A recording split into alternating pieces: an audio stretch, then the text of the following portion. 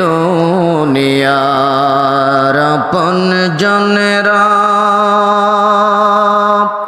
কেউ তো আপন হবে না,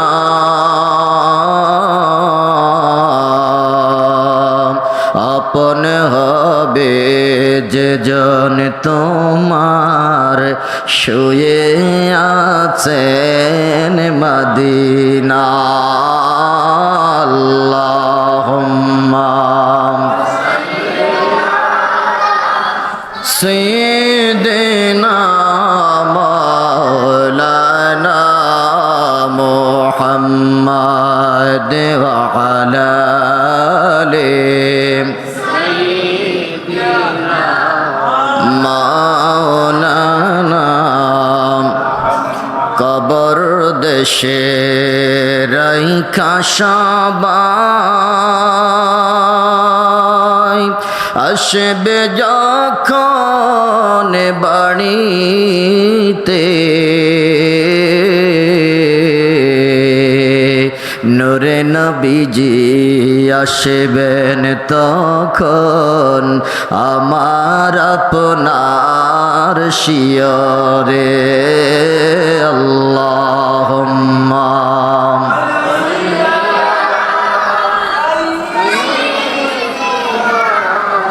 মাওলানা মুহাম্মদ ওয়া আলা আলিহি মাওলানা। আল্লাহ আল্লাহ লা ইলাহা ও আল্লাহ লা ইলাহা। বরগর বিউল আউয়াল কাব উদরে মোহরে নবুয়ত মাহের সালাত, মোহরে নবুয়ত মাহের সালাত, সাহেব খুলক নাজিম নবীজি। আল্লাহ আল্লাহ ইলাহা ইল্লাল্লাহ আল্লাহ লা ইলাহা। গুনাহগারের গুনাহ জোরে দরুদে আপনার,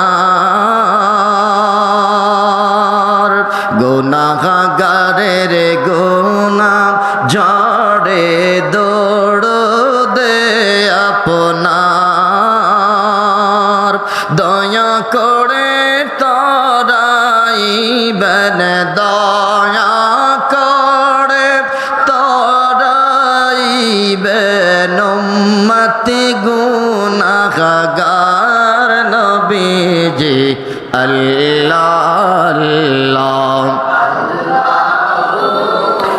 লা ইলাহা ইল্লাল্লাহ আল্লাহ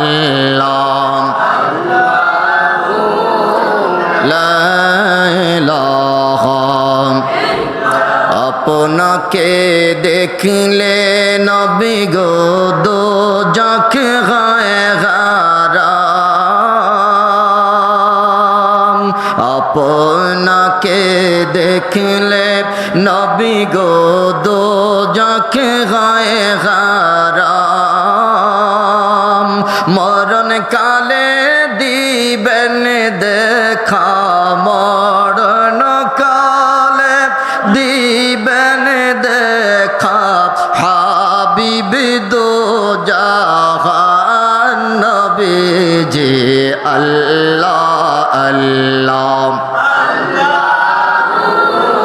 লা ইলাহা ইল্লাল্লাহ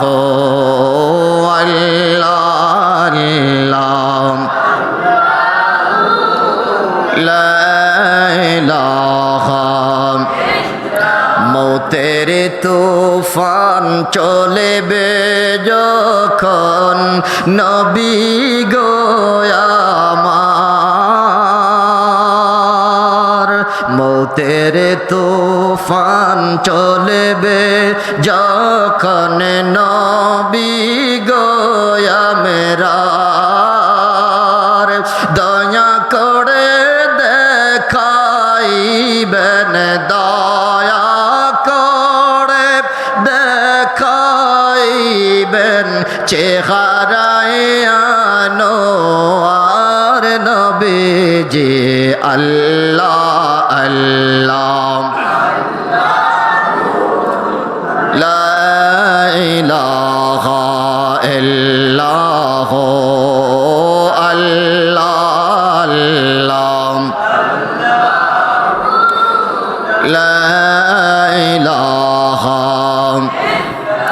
লা ইলাহা ইল্লাল্লাহ মুহাম্মাদুর রাসূলুল্লাহ সাল্লাল্লাহু আলাইহি ওয়াসাল্লাম বালাগাল উলা বিকামালিহি কাশাফাদ দুজা বিজামালিহি حسنت جميع خصاله صلوا عليه। বসন্তকালে একটা পাখি ডাকে, নাম কি? কোকিল। রবিউল আউয়াল মাস ইমানদারের জন্য বসন্তকাল। কথা বলেন ঠিক কিনা? রবিউল আউয়াল মাস আসলে পরে আমরা নাতে মুস্তফা গাই। রবিউল আউয়াল আসলে পরে আমরা মিলাদুন নবীর মাহফিল করি। রবিউল আউয়াল মাস আসলে পরে রাসূলুল্লাহর জীবনের উপরে আমরা আলোচনা করি। এটা হলো বসন্তের কোকিলের ডাক। রবিউল আউয়াল মাসে নবীর কোকিলেরা নাতে মুস্তফা গাইবে, নবীর কোকিলেরা, নবীর আশিকরা মিলাদুন নবীর মাহফিল করবে। রবিউল আউয়াল মাস আসলে পরে নবীর আশিকেরা মিলাদ এবং কিয়ামের মাধ্যমে রাসূলুল্লাহর ভালোবাসার বহি প্রকাশ করবে। এতে করে যদি কারো শরীরের মধ্যে চুলকানি শুরু হয়, আমাদের কিচ্ছু যায় আসে না। আরো জোরে বলেন, যায় আসে। বলেন, রবিউল আউয়াল মাস আসার পরে আমরা খুশি না বেজার? আরো জোরে বলেন, খুশি না বেজার? পুরা 11টি মাস আমরা অপেক্ষায় থাকি কখন রবিউল আউয়াল মাস আসবে। কথা বলেন ঠিক কিনা?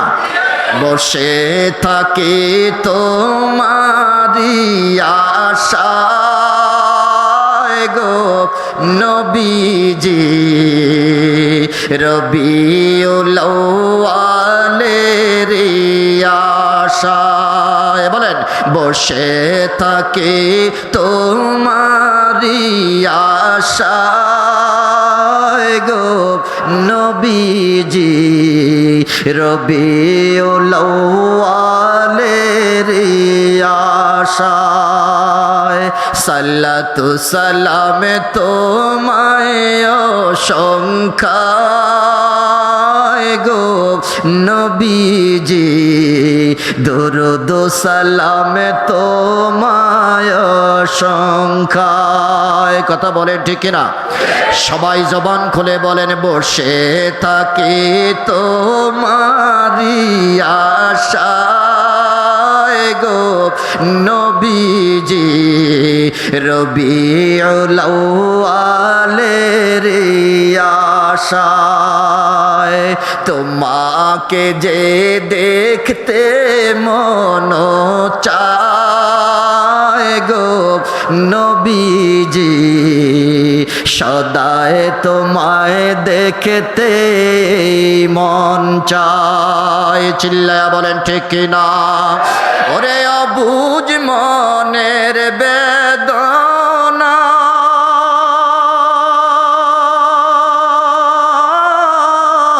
সহিতে যে পারি না, অবুঝ মনের বেদনা, সইতে যে পারি না, তোমাকে যে দেখতে মন চায় গো নবীজি, রবিউল আউয়ালের আশায়। বলেন বলেন বলেন, বসে থাকি রিয়াশায় গো নবীজি, রবিউল আউয়ালের আশায়। জোরে বলেন মারহাবা। সারাটা জীবন, সারাটা মাস আমরা অপেক্ষায় থাকি রবিউল আউয়াল মাস কখন আসবে। কথা বলেন ঠিক কিনা? তার কারণ রবিউল আউয়াল মাস আসলে পরে নবীর শানে মুস্তাফা, নাতে মুস্তাফা, নবীজির জীবনের উপরে আলোচনা করে আমরা আমাদের ঈমানটাকে তাজা করতে পারি। চিল্লায়া বলেন ঠিক কিনা? এই জন্য রবিউল আউয়াল মাস আমাদের দরকার আছে না নাই? মুসলমান দুই হাত তুলে বলেন মিলাদুন নবীর মাহফিল দরকার আছে না নাই? আল্লাহ কবুল করুক। জোরে বলেন আমিন, আরো জোরে বলেন আমিন। তার মানে আমরা হলাম বসন্তের কোকিল। বলেন আমরা কি? বসন্তের কোকিল, আমরা রবিউল আউয়াল মাসের কোকিল। কথা বলেন ঠিক কিনা? হাজিরিন, রবিউল আউয়াল মাস এসেছে, আমরা খুশি। আমরা কি? এটাকে বলা হয় ঈদ। বলেন এটাকে আরবিতে কি বলা হয়? ঈদ। আমরা আনন্দিত। আমরা জানি শুধু আমরা না, স্বয়ং আল্লাহ থেকে শুরু করে আল্লাহর যত সৃষ্টিকুল আছে সবাই রাসূলুল্লাহর মিলাদে খুশি। সুবহানাল্লাহ বলবেন না? আরো জোরে বলেন না সুবহানাল্লাহ। শুধু বেজার হইছে একজন, তার নাম হলো শয়তান। বলেন তার নাম কি? শয়তান তার জীবনে 4 দিন উচ্চ সুরে কেঁদেছিল। কয়দিন? 1 নাম্বার, তাকে যখন চির অভিশপ্ত করা হয়েছিল সেদিন সে চিৎকার চেঁচামেচি করে কেঁদেছিলেন। 2 নাম্বার, তাকে যখন জান্নাত থেকে বের করা হয়েছিল সেদিন সে চিৎকার চেঁচামেচি করে কেঁদেছিল। 3 নাম্বার, যখন যেদিন আমার নবীর মিলাদ হয়েছিল ওই দিন সে চিৎকার চেঁচামেচি দিয়ে কান্না করেছে। কথা বুঝতে পেরেছেন হাজরিন? তো বলতেছিলাম নবীজির আগমনে খুশি সবাই, বেজার হলো, রাগ হলো শয়তান। কথা বলেন ঠিক না? বলেন আমরা কার দলে? ভালো মানুষের দলে না শয়তানের দলে? আরো জোরে বলেন কার দলে? যেই দলে আমার আল্লাহ আছে। বলেন যেই দলে কে আছে? আল্লাহ আছে। আজকে আমরা যারা রাসূলে পাক সরকারে দু আলমের আগমনের আলোচনার মাহফিল আমরা সাজাইছি, এটা আমরা সাজাই নাই, আমাদেরকে শিক্ষা দিয়েছেন আমার আল্লাহ। সুবহানাল্লাহ বলেন। কে শিক্ষা দিয়েছেন? আল্লাহ। আল্লাহকে যদি প্রশ্ন করি মাওলা, সূরা আল ইমরানের 81 নম্বর আয়াতের মধ্যে আমরা শিক্ষা পেয়েছি, আপনি রব্বে কারীম আমার নবীর আগমনের মাহফিল করেছেন। রব্বে কারীম ডাক দিয়ে বললেন, হ্যাঁ, সমস্ত নবীদেরকে নিয়ে, সমস্ত পয়গম্বরদের রূহদেরকে লইয়া আমি আল্লাহর রূহের জগতে একটা কনফারেন্স করেছিলাম। ওই কনফারেন্সের মধ্যে আমি আল্লাহ ছিলাম স্পিকার, শ্রোতা হলো সমস্ত পয়গম্বরদের রূহগণ, আর আলোচনার বিষয় হলো আমার নবীর আগমন। আমি আল্লাহ নিজে আমার নবীর আগমনের আলোচনা সেদিন করেছিলাম। চিল্লায়া কোন সুবহানাল্লাহ। জোরে বলেন আল্লাহু আকবার। এরা দুনিয়ার মুসলমান, রব্বে কারীম ডাক দিয়া বললেন, ওয়ামা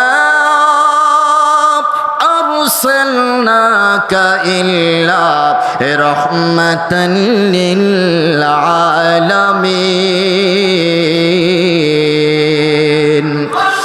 রব্বে কারীম ডাক দিয়া বললেন, আমি আল্লাহকে বাদ দিয়ে আমার সৃষ্টি জগতের মধ্যে যত সৃজন রয়েছে, আমি আল্লাহ সমস্ত সৃষ্টিকুলের জন্য আমার নবীকে আমি রহমত হিসাবে পাঠাইছি। চিৎকার করে বলেন আল্লাহু আকবার। রহমত মানে হলো অনুগ্রহ, রহমত মানে হলো দয়া, রব্বি কারীম ডাক দেয়া বললেন, সমস্ত মাখলুকাতের জন্য আমার নবীকে আমি রহমত হিসাবে প্রেরণ করেছি, আর এই রহমতকে সর্বপ্রথম আমি মানুষের কাছে প্রকাশ করেছি। সেই কনফারেন্সটার নাম হলো নবীজির আগমনের কনফারেন্স। চিল্লায়া এখন সুবহানাল্লাহ। সমস্ত নবীদের রূহগুলোকে একত্রিত করলেন। একত্রিত করার পরে রব্বি কারীম ডাক দেয়া বললে, ও পয়গম্বর শুনে নাও, দুনিয়ার জিন্দেগিতে তোমরাই প্রতিনিধিত্ব করবা, তোমরাই মানুষদের রাখাবার হবা, তোমরাই মানুষদের নেতৃত্ব দিবা। শুনে নাও, তোমাদেরকে আমি সৃষ্টি করতাম না যদি আমার নবীকে আমি সৃষ্টি না করতাম। তোমাদের উম্মতদেরকে আমি বানাইতাম না যদি আমার নবীকে আমি না বানাইতাম। শুনে নাও, তোমরা সহ পৃথিবীতে যত মানব কুলের আগমন ঘটবে, শুধু তোমরাই না, আমার সৃষ্টি জগতের মধ্যে যত সৃজন রয়েছে রে নবীরা, শুনে নাও, প্রত্যেকের জন্যই আমি আল্লাহ আমার নবীকে অনুগ্রহ করে পাঠাইছি। চিল্লায়া এখন সুবহানাল্লাহ। সমস্ত নবীদের প্রশ্ন ছিল, আল্লাহ কিভাবে রহমাতুল লিল আলামিন নবী মুহাম্মদুর রাসূলুল্লাহ আমাদের জন্য অনুগ্রহ, আমাদের জন্য রহমত। আমার আল্লাহ ডাক দিয়া বলে, পয়গম্বরেরা শুনে নাও, যদি আমি আমার নবীর প্রেম সাগরে ডুব না দিতাম, আমি আল্লাহ তোদের কাউরে বানাইতাম না। জোরে জোরে বলেন আল্লাহু আকবার। রে আমার পয়গম্বরগণেরা, আজকে তোমাদের কাছ থেকে আমি একটা অঙ্গীকার নেব। সূরা আলে ইমরানের ৮১ নম্বর আয়াতের মধ্যে আমার আল্লাহ ডাক দিয়া বলতেছে, পয়গম্বরেরা গভীর মনোযোগ, তোমাদেরকে কিতাব এবং হিকমত দেওয়ার পরে তোমাদের পরে রহমাতুল লিল আলামিন পৃথিবীর জমিনে আগমন করবে। আখাযতুম আকরারতুম, এ পয়গম্বরেরা, তোমাদের জীবদ্দশায় যদি এই রহমাতুল লিল আলামিনের আগমন হয়ে যায়, তোমাদের জীবদ্দশায় যদি নবীজি পয়গম্বর নবীজি মুহাম্মদুর রাসূলুল্লাহ মিলাদ হয়ে যায়, আমার কাছে আজকে স্বীকৃতি দাও, ওই পয়গম্বরকে তোমরা গ্রহণ করবা কিনা? জোরে কোন সুবহানাল্লাহ। আমার আল্লাহ বুঝায় দিলেন, এ আদম, এরে ঈসা, ও মুসা, ও ইব্রাহিম, তোমাদেরকে আমি পয়গম্বর রূপে পৃথিবীর জমিনে প্রেরণ করব। তোমরাই তৎকালীন সময়ের পয়গম্বর। তবে তোমাদের পয়গম্বরিত্ব চলাকালীন সময়ে যদি আসল পয়গম্বর ইমাম সাহেব যদি আগমন ঘটে যায়, যদি বিশ্ব সবার সভাপতি রাহমাতুল লিল আলামিনের আগমন হয়ে যায়, যদি আমার নবীর মিলাদ হয়ে যায়, রে ইব্রাহিম, রে আদম, রে মুসা, রে হারুন, শুনে নাও, তোমাদের পয়গম্বরের দায়িত্ব তখন স্টপ হয়ে যাবে। তখন ইমাম হবে, পয়গম্বর হবে রাহমাতুল লিল আলামিন। জোরে বলা যাবে কি সুবহানাল্লাহ। তোমাদের নবুয়তের দায়িত্ব শেষ হয়ে যাবে, তখন নবী হবে আমার নবী। বলেন আল্লাহু আকবার। তোমরা তখন আর পয়গম্বর থাকবা না, তোমরা নবী হবা না, তখন তোমরা হয়ে যাইবা রাহমাতুল লিল আলামিন নবীর উম্মত। জোরে বলেন সুবহানাল্লাহ। বলো, তোমরা আমার কাছে স্বীকৃতি দাও, আমার কাছে আজকে অঙ্গীকার দাও, আমার নবীকে তোমরা গ্রহণ করবা কিনা? আমার নবীর সাথে কোনো বেয়াদবি করা যাবে না। সমস্ত পয়গম্বরেরা সেদিন এক বাক্যে বলে উঠল, আকরার না, আল্লাহ আমরা স্বীকৃতি দিলাম, আমরা তোমার সাথে ওয়াদা দিলাম, রহমাতুল লিল আলামিন যদি পৃথিবীর জমিনে আগমন করে, তিনার মিলাদ যদি হয়ে যায়, রে মাওলা, আমরা কথা দিলাম, আমাদের নবুয়তের দায়িত্ব বাদ দিয়ে আমরা রাসূলুল্লাহ নবীজি রহমাতুল লিল আলামিনকে নবী হিসাবে গ্রহণ করব। আরো জোরে বলেন না সুবহানাল্লাহ। সমস্ত পয়গম্বরেরা স্বীকৃতি দিলেন। এবার আল্লাহ বললেন, ও পয়গম্বরেরা শুনে নাও, ফাশহাদু আনা মাআকুম মিনাশ শাহিদিন, তোমরা যে আজকে আমার সাথে ওয়াদা দিলাম, আমার সাথে যে তোমরা অঙ্গীকার দিলাম, তোমরা একে অপরের উপরে সাক্ষী থাইকো, আমি আল্লাহ তোমাদের উপরে মহাসাক্ষী হয়ে থাকলাম। জোরে কন্যা সুবহানাল্লাহ। আমার আল্লাহ ডাকটা বললেন, পৃথিবীর জমিনে তোমরা আসার আগে, পয়গম্বরের আসার আগে রূহের জগতে একটা সম্মেলন করলাম। সেই সম্মেলনের নাম হলো আমার নবীর আগমনের সম্মেলন। এত আস্তে গেলেন সুবহানাল্লাহ। আরো জোরে বলেন। এটা আমার কথা নয়, এটা কার কথা? আর জোরে বলেন কার কথা? এটা আমার বাবার কথাও নয়, আমার মন গড়া কোনো কথা নয়। সূরা আলে ইমরানের 81 নম্বর আয়াত খুলে দেখবেন, বাড়িতে গিয়ে অনুবাদটা পড়বেন, তাফসীর পড়বেন। যদি বুঝে না আসে মাদ্রাসার আলেমদেরকে জিজ্ঞাসা করবেন, সকলে এক বাক্যে বলবে রূহের জগতে যে কনফারেন্সটা হয়েছিল ওই কনফারেন্সটা হলো আমার নবীর আগমনের কনফারেন্স। চিল্লায়া কোন সুবহানাল্লাহ। আমাদেরকে বিদাতি বলো না। এই মাহফিল আজকে নতুন নয়, এই মাহফিল সমস্ত পয়গম্বরেরা করেছে, এই মাহফিল সাহাবীরা করেছে, এই মাহফিল আজও পর্যন্ত চলছে এবং কি কিয়ামত পর্যন্ত এই মিলাদুন নবীর মাহফিল চলবে। কথা কোন ঠিক কিনা? যত বিলাদ বিদাতের ফতোয়া দেওয়া হয়, বলেন মিলাদুন নবীর মাহফিল বাড়ে না কমে? আরো জোরে বলেন, বাড়তেছে না কমতেছে?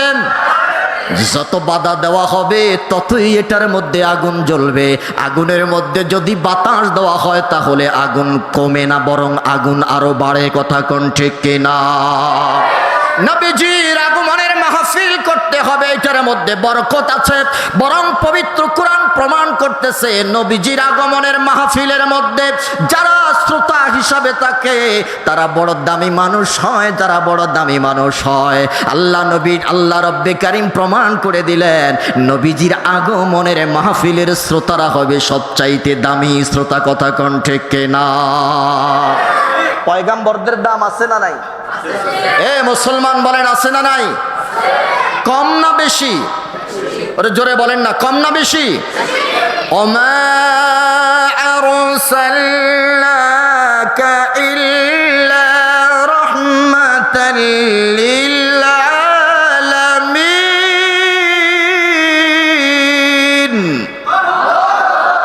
রব্বি কারীম ডাক দেয়া বললেন, আদম থেকে শুরু করে ঈসা রূহুল্লাহ পর্যন্ত, পৃথিবীর শুরু থেকে শেষ পর্যন্ত যত মাখলুকের আগমন ঘটবে, যত কিছু পৃথিবীতে আসবে, আমার আল্লাহ ডাক দেয়া বলে সবার জন্য আমি আমার নবীকে রহমত বানিয়ে পাঠাইছি। জোরে কোন সুবহানাল্লাহ। এখনো যারা পৃথিবীতে আসে নাই তাদের জন্য আমার নবী রহমত। কথা বলেন ঠিক কিনা? এরা দুনিয়ার মুসলমান গভীর মনোযোগ। আদম ও সফিউল্লাহকে আল্লাহ সৃষ্টি করলেন। সৃষ্টি করার পরে তিনার ভিতরে যখন রূহটা দিয়ে দিলেন, আদম ও সফিউল্লাহ ডাক দেয়া বলে, রে দুনিয়ার মানুষ, আমি আমার চোখ দুটো খুললাম, খোলার পরে দেখতে পাইলাম আরশের খুঁটির গায়ের মধ্যে লেখা লা ইলাহা ইল্লাল্লাহ মুহাম্মাদুর রাসূলুল্লাহ। আদম ও সফিউল্লাহ ডাক দেয়া বলে, মাওলায়ে কারীম তোমার কাছে আমার প্রশ্ন, আমার জিজ্ঞাসা, লা ইলাহা ইল্লাল্লাহর পরে মুহাম্মাদুর রাসূলুল্লাহ তিনি কে? এবার আমার আল্লাহ ডাক দেয়া বলে, আদম রে, লাউলা মুহাম্মদ মা খালাকতুকা, এই মুহাম্মদ রে যদি আমি না বানাইতাম, আমি আল্লাহ তুমি আদমকে কোনোদিন বানাইতাম না। আরো আস্তে গান সুবহানাল্লাহ। আরো জোরে বলেন আল্লাহু আকবার। এরে আদমের নবী যদি না হইতো তোরে বানাইতাম না, নবী যদি না হইতো আরশ বানাইতাম না, নবী যদি না হইতো আমার সৃষ্টি জগতের কিছুই বানাইতাম না। আদম সফিউল্লাহ ডাক দেয়া বলে, আল্লাহ একা একা আমার ভালো লাগে না, আমি কার সাথে কথা বলবো, কার সাথে কথা বলে গল্প বলে আমি সময় কাটাবো। আমার আল্লাহ ডাক দেয়া বলে, আদম রে, তোমার প্রয়োজনে তোমার বিবিকে আমি বানাইয়া দিলাম। এবার বিবিকে দেখার পরে আদম সফিউল্লাহ হাত বাড়াই, বিবি আমার কাছে আসো। আমার আল্লাহ ডাক দেয়া বলে, কিফিয়া আদম, খবরদার হাত বাড়ানো যাবে না, স্ত্রীকে টাচ করা যাবে না। আদম সফিউল্লাহ ডাক দেয়া বলে, মাওলায়ে কারীম কেন স্ত্রীকে টাচ করা যাবে না? এবার আমার আল্লাহ ডাক দেয়া বলে, আদম রে, মহরানা যতক্ষণ পর্যন্ত আদায় না করবা ততক্ষণ পর্যন্ত বিবিকে টাচ করা যাবে না। চিল্লায়া কোন সুবহানাল্লাহ। আদম সফিউল্লাহ ডাক দেয়া বলে, আল্লাহ আমার কাছে টাকা নাই, আমার কাছে কোনো সম্পদ বলতে কিচ্ছু নাই, কি দিয়ে আমি মুহরানা আদায় করব? এবার আমার আল্লাহ ডাক দেয়া বলে, সাল্লি আলা মুহাম্মদ বি20 মাররা। বলেন আল্লাহু আকবার। আর জোরে বলেন আল্লাহু আকবার। রে আদম 20 বার আমার নবীর উপরে দরুদ পাঠ করো, আমি আল্লাহ তোমার এই দরুদের উসিলায় তোমার বিবাহের মোহরানার হক আদায় করে দেব। আল্লাহ দুরুদ পড়ব কিভাবে আমার ভাষা জানা নাই। আমার আল্লাহ বলে আদম আমি শিখায়া দিচ্ছি, আমি পড়তেছি মুখস্থ করে নাও। এবার নবীর দুরুদ পড়তেছে আমার আল্লাহ। আরো আস্তে কোন সুবহানাল্লাহ। আল্লাহ বলতেছেন আদম সফিউল্লাহ শিখতেছে, একবার নয় দুইবার নয় 20 বার দুরূদ শরীফ পাঠ করলেন। আমার আল্লাহ ডাক দিয়া বললেন আদম রে তোমার স্ত্রীর মোহরানা আদায় হয়ে গেছে, এবারে বিবিকে লইয়া তুমি বাসর ঘরে ঢুকো, জান্নাতের ভিতরে যাও। আদম সফিউল্লাহ বলে এই আমার সন্তানেরা, আমার বিবাহের হক আমি মুহাম্মাদের দুরূদ দিয়া পাঠ আদায় করছি। আল্লাহু আকবার বলেন। আমার নবী হলো রহমত, নতুন জামাতার জন্য আমার নবীর জীবনীতে আদর্শ আছে না নাই? আজকে যদি আমি জিজ্ঞাসা করি যারা যারা বিবাহ করছেন মোহরানা আদায় করছেন নি, আমার মনে হয় অনেক বিবাহিত বাবারা হাত তুলতে পারবেন না। কথা কোন ঠিক কিনা? কথা ঠিক না বেঠিক? জোরে বলেন। এমনও বুড়া মানুষ আছে এখনো মোহরানা দেয় নাই। আপনাদের এলাকায় মনে হয় এগুলা নাই, আসেনি? এ দুনিয়ার মুসলমান, আদম সফিউল্লাহ ডাক দেয়া বললেন নবীজি আমার জন্য করুণা, নবীজি আমার জন্য দয়া। সূরাতুল আম্বিয়া এর 107 নম্বর আয়াতে আল্লাহ বললেন জান্নাতের ভিতরে আমি চলে গেলাম। জান্নাতের ভিতরে যাওয়ার জন্য আমি প্রথম গেটটা যখন অতিক্রম করব, আমি তাকায়া দেখলাম জান্নাতের দরজার মধ্যে লেখা লা ইলাহা ইল্লাল্লাহ মুহাম্মাদুর রাসূলুল্লাহ। চিৎকার করে বলেন সুবহানাল্লাহ। হযরতে আদম সফিউল্লাহ ডাক দিয়া বললেন আল্লাহ, প্রশ্ন করলাম আরশের কুঠির গায়ে মোহাম্মদ লেখা, মোহাম্মদের দুরূদ পাঠ করলাম, এখন আমি বাসর ঘরে যাব, হানিমুন করতে যাব জান্নাতের ভিতরে। জান্নাতের দরজার মধ্যে মাকতুব লা ইলাহা ইল্লাল্লাহ মুহাম্মাদুর রাসূলুল্লাহ। আল্লাহ এই মোহাম্মদ কোন মোহাম্মদ? বলে যে ইনি সেই মোহাম্মদ যেই মোহাম্মদকে না বানাইলে তুমি আদমকে বানাইতাম না। চিল্লায়া কোন সুবহানাল্লাহ। ইরে আদম, এই মোহাম্মদ লাউলা মোহাম্মদ মা খালাকতুকা ওয়ালাল জান্নাহ, আমি যদি তোমাকে মোহাম্মদকে না বানাইতাম আমি জান্নাতও বানাইতাম না। বলেন আল্লাহু আকবার।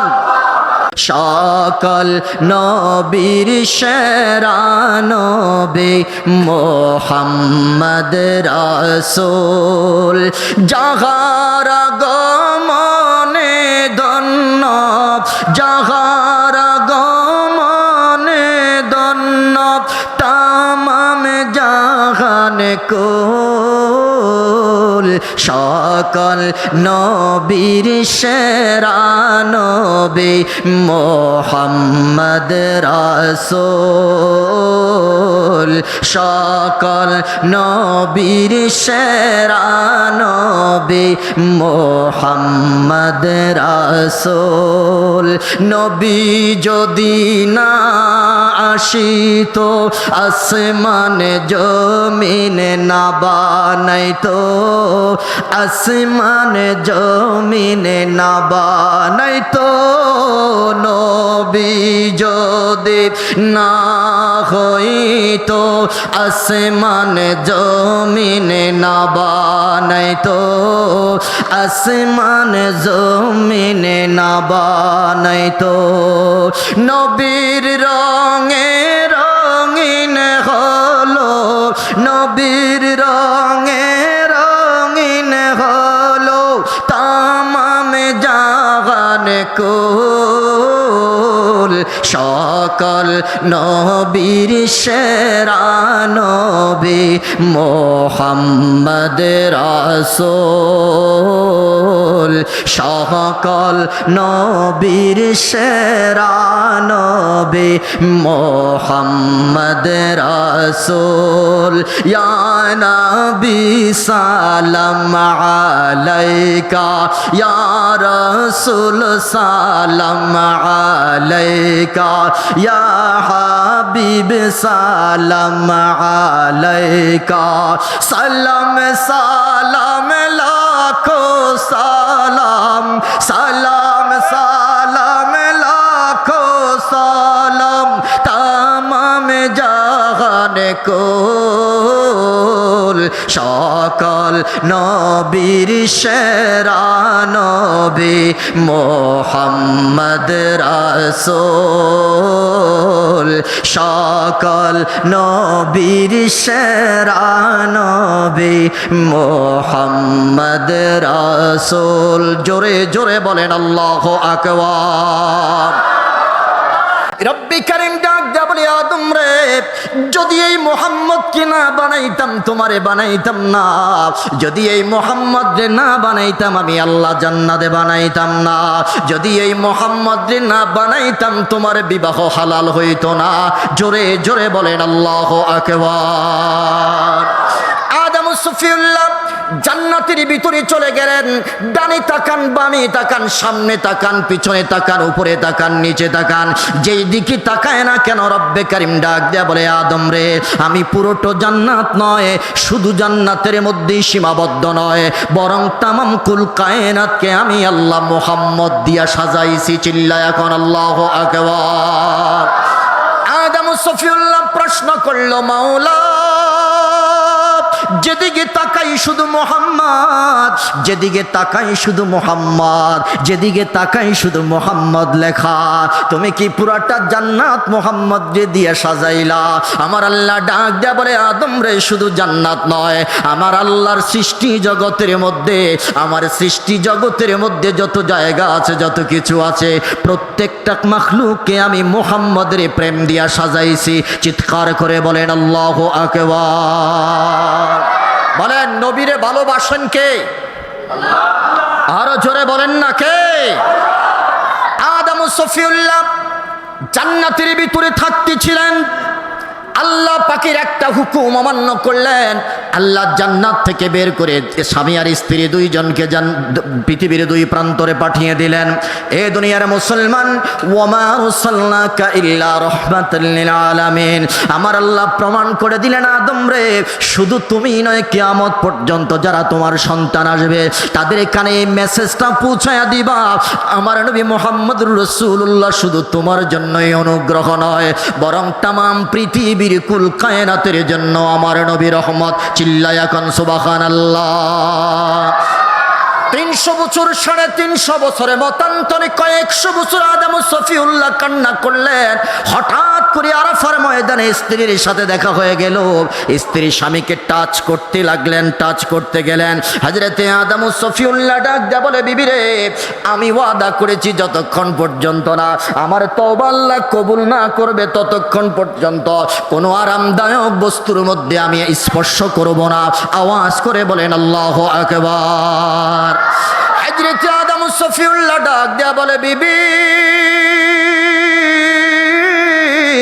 যেদিন থেকে আল্লাহ জান্নাত থেকে বের করে দিল রে বিবি ওই দিন থেকে আজও পর্যন্ত আমার চেহারাটা আমি আরশের দিকে তাক করি নাই আমার কাছে লজ্জা হয় একটা হুকুম অমান্য করছি আমার আল্লাহ আমার প্রতি রাগান্বিত হয়ে আছে আমি কিভাবে আমার চেহারাটা আল্লাহকে দেখাবো রে বিবি এখনো পর্যন্ত আমি চেহারাটা আরশের দিকে তাক করাই নাই জোরে জোরে বলেন আল্লাহু আকবার এবারে বিবি ডাক দিয়া বললেন স্বামী রে আসো আমি আর তুমি একসাথে আল্লাহর কাছে একটু দোয়া করে জামাতে দোয়া করলে আল্লাহ কবুল করেন স্বামী আর স্ত্রী একসাথে মিলে আল্লাহর দরবারে দোয়া করবেন প্রস্তুতি নিলেন স্ত্রী বিবি হাওয়া আলাইহিস সালাতু ওয়াস সালাম ডাক দিয়া বলে আদম তোমার কাছে আমার একটা প্রস্তাব একটা পরামর্শ রে স্বামী আমার মনে হয় এত বছর পর্যন্ত আমরা দোয়া করলাম আল্লাহ দোয়া কবুল করে নাই আমার মনে হয় রে স্বামী আজকে আমরা নবী মুহাম্মদের উসিলা ধরে মাপ চাইবো আমার কেন যেন মন টানতেছে নবী মুহাম্মদের উসিলা ধরে যদি মাপ চাই আমার আল্লাহ মনে হয় আমাদের তওবা কবুল করবে আর ওয়াস্তে কন্যা সুবহানাল্লাহ।